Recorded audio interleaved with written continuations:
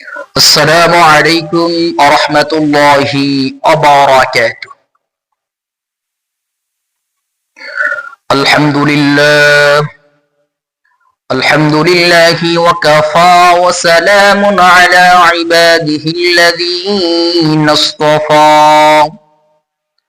أما بعد فأعوذ بالله من الشيطان الرجيم. بسم الله الرحمن الرحيم. فإن تولوا فقل حسبي الله لا إله إلا هو عليه توكلت وهو رب العرش العظيم. صدق الله المولانا العظيم. সম্মানিত দিনী ভাই বোনেরা, আপনারা সকলে কেমন আছেন? আশা করি আল্লাহ সুবহানাহু ওয়া তাআলার রহমতে সকলেই ভালো আছেন। আমিও আল্লাহ সুবহানাহু ওয়া তাআলার রহমতে খুবই ভালো আছি, আলহামদুলিল্লাহ। সম্মানিত দিনী ভাই বোনেরা, আপনাদের মাঝে আজকে চমৎকার একটি বিষয় নিয়ে আসছে, কোরআনী আমল। এই আমলটি কি সমস্যার জন্য? আমার আপনার অনেকের বিভিন্ন প্রয়োজন থাকে, হাজত থাকে, বিভিন্ন মনের মধ্যে আশা আকাঙ্ক্ষা থাকে। অনেক সময় আমি আপনি বিপদে পড়ে যাই, এমন বিপদে পড়ি ডানে বামে কাউকে পাই না সাহায্য করার মতো। যখন আমি কাউকে না পাই, তখনও যদি আমি কোরআনে এই আমল করি, রব্বে করিম আমার আপনার বিপদ আপদ সাথে সাথে দূর করে দিবেন। আমার আপনার মুসিবত আল্লাহ দূর করে দিবেন। আমার আপনার প্রয়োজন আল্লাহ তাআলা পূরণ করে দিবেন। আমার আপনার মনের নেক আশাগুলো আল্লাহ কবুল করবেন।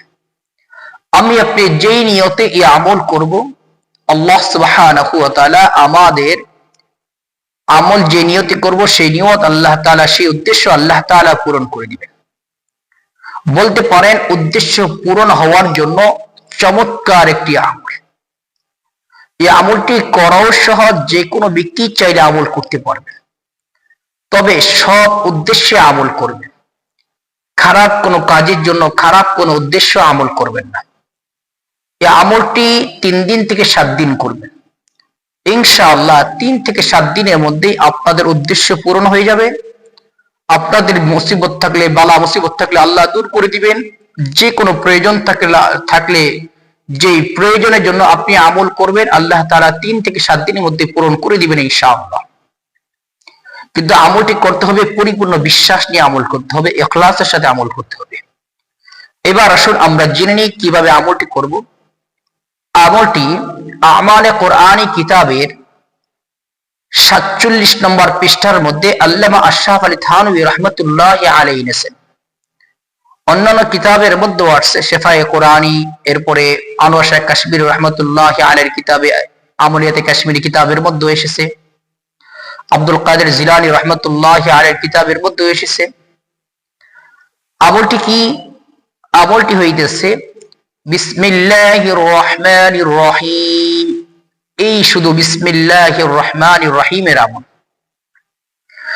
এই বিসমিল্লাহির রহমানির রহিমের একটি খতম, অর্থাৎ পরিপূর্ণ একটা খতম নিয়ে আলোচনা করেছেন আল্লামা আশরাফ আলী থানভী রাহমাতুল্লাহি আলাইহি।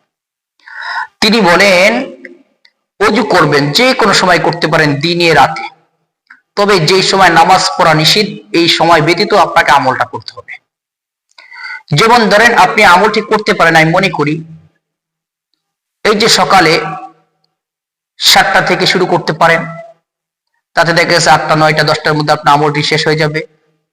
অথবা রাতে এশার নামাজে পড়ে আমলটি শুরু করতে পারেন। আপনি আপনার সময় বুঝে, সুযোগ বুঝে আমল করতে পারেন।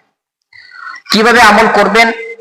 প্রথমে 2 রাকাত নফল নামাজ পড়বেন, এরপরে বিসমিল্লাহির রহমানির রহিম 1000 বার পাঠ করবেন। 1000 বার পাঠ করে আবার 2 রাকাত নফল নামাজ পড়বেন, আবারও 1000 বার বিসমিল্লাহির রহমানির রহিম পাঠ করবেন, আবারও 2 রাকাত নফল নামাজ পড়বেন।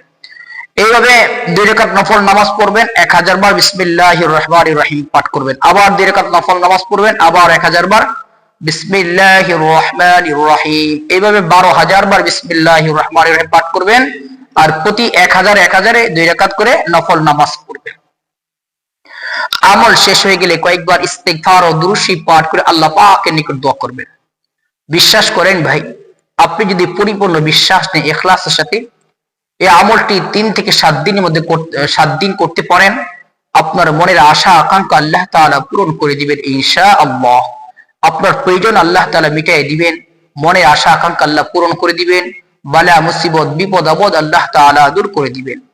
এই আমলটি আমরা নিজেরাও করব, এই আমলটি আমরা আমাদের বন্ধু বান্ধব আত্মীয় স্বজনের নিকট আমরা পৌঁছায় দিব, যাতে তারাও বিপদের সম্মুখীন হইলে তারাও যেন তাদের মনের আশা আকাঙ্ক্ষা গুলো কোরআনে এই আমল দ্বারা যেন পূরণ করতে পারে।